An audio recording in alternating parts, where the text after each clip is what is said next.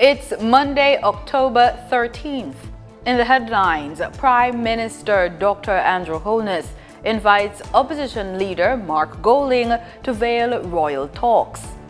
New commercial complex to bring jobs to Jacks Hall, St. Anne. In business news, the latest data from Statin shows unemployment down and underemployment levels are up. Regionally, Guyana urges global action to curb arms race. And in sports, Chase calls for resilience ahead of a second India test. This is the news on PBC Jamaica. I'm Simone Absalom Gale.